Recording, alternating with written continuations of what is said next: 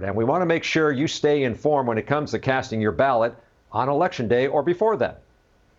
So for a few questions, who can always give us some answers, former Milwaukee election executive director Neil Albrecht joining us. And Neil, okay, it was said that the commission said they waited too late to make these two big sites, early voting sites. Now, though, less than a month to Election Day, how does one bounce back to try to make sure there isn't that backlog in downtown Milwaukee as people do drive up in-person voting, especially if they want to go to the clerk's office? I think you're muted on me. There we go. Yes, Sorry. There we go. So this is a very unfortunate situation. Obviously, the effort here was to try to establish as many early voting locations as possible in the largest urban municipality in the state. And we had two city landmarks, Pfizer Forum and Miller Park.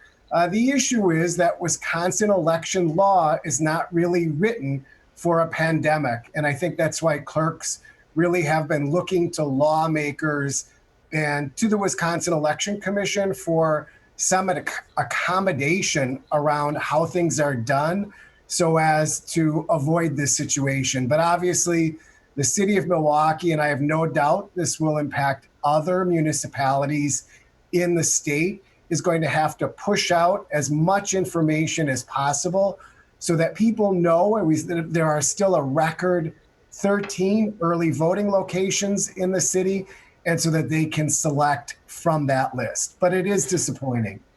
So there will be options. Neil, what are you seeing right now? We know that about 1.2, 1.3 million ballots have been sent out. How critical will in-person be when we look at how many people will vote by mail?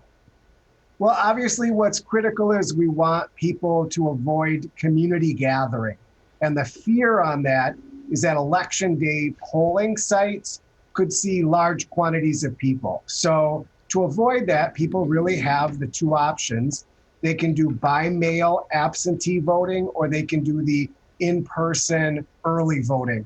I think both are absolutely essential opportunities for people to be able to safely vote in this election. Both are critical. Yeah, and of course, the city has those drop boxes as well if you want to fill out the ballot, sign the envelope, and then drop it in the drop box. Neil, thank you very much. Thank you.